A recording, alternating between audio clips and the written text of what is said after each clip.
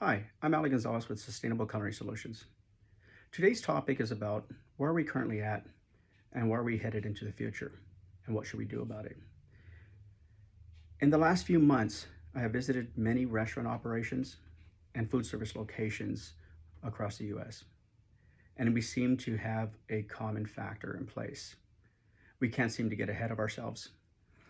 With the shortage of labor, the increased labor costs, higher product costs, we're living day to day. We're managing our operation in the rearview mirror, and we are not moving forward.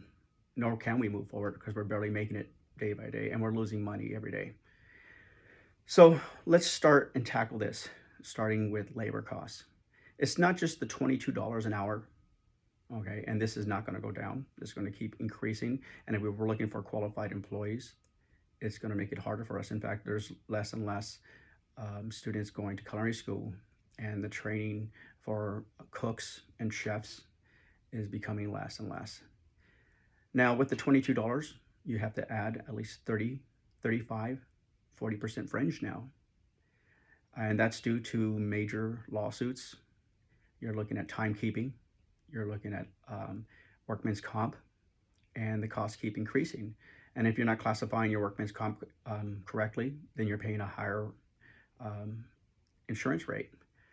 Many small businesses can't afford liability insurance, and they're operating without this. So how are we going to manage this? And how does this affect us? Now, with these labor costs that are increasing, that's why product costs are also increasing. Now, a lot of the news says that we're going up in product costs by 28%, but recently, when I did my evaluation, most of us, our product costs have increased 85 to 100%. And we're waiting for the economy to get better. It's not going to get better, at least not anytime soon. And with the increased labor costs, and again, it's not $22 an hour. You're looking at paying an employee with your fringe at least $35 an hour. That's what it comes out to. So we're going to have to short staff our operation in order to make ends meet. And with product costs going up so high, are we going to lose customers? You're going to have to increase your menu by double, or you're going to have to cut portion sizes, and you're going to have to do all of it. So how are we going to get ahead of ourselves? Where are we really headed? Again, with all these increases, petroleum, gasoline going up, that's how we make paper. That's how the food gets delivered to us. That's how it gets delivered across the US. So I don't see it going down, and it's not going to go down. It's going to increase. So what does that say for the restaurant industry? That says that we're not going to get ahead. And many of the small businesses are going to close down, and the major corporations are just going to cut portion sizes, cut labor, cut so many things that you're really not going to want to dine. You're not going to have the dining experience anymore.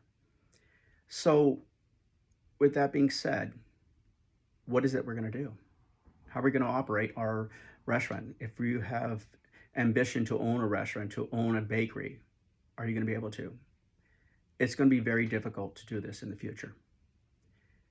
As we see it happening, we're going to have to move towards technology.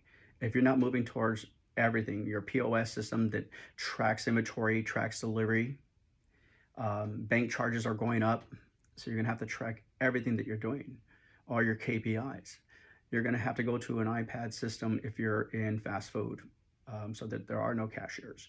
You're going to have to go to automated robots that are doing some work in the back of the kitchen. We're going to probably have to go to some kind of pre-made sous vide style food entrees where you just have to heat it up and put it on a plate. This is the industry, and this is where we're headed. When you really think about it, if we're not moving forward with technology, the industry is going to be broke. There are no more small businesses in the future. They cannot survive, not on a $22 an hour employee, and who knows how much more it's going to go up. Again, with the gasoline costs, that adds on to product costs, that adds on to their labor costs. So when you think that the economy is going to get better someday and we're going to see that everything's going to basically flatline and mellow out, it's not going to happen.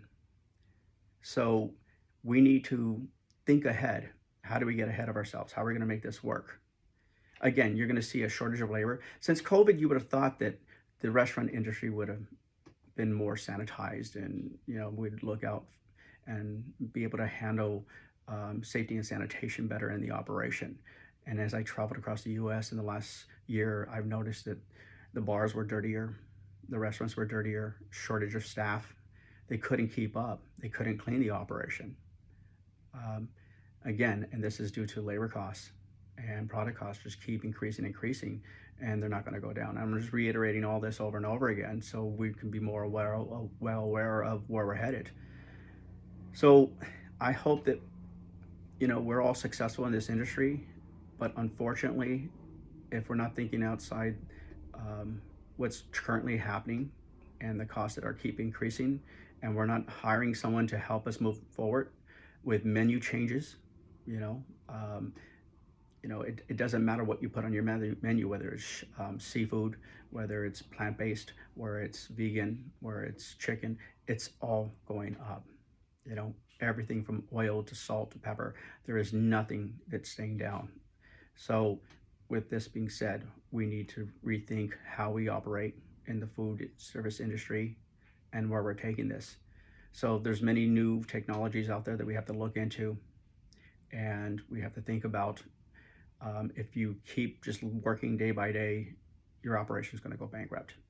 You're not going to be able to stay ahead. And without liability insurance, without covering yourself and your operation, sooner or later, you will face, the courts, and you'll have to pay fines and with your employees. And that's just a given. We're so happy, especially in the state of California and many other states. And I see this every single day. So if you need someone to talk to and you want to figure this out, please contact me at sustainablecularinysolutions.com. I'll be more than happy to guide you and to work a program out with you so that you can help one day at a time. Now, it's an investment that's well worth working on. Otherwise, you're going to end up seeing your operation lose thousands and thousands of dollars.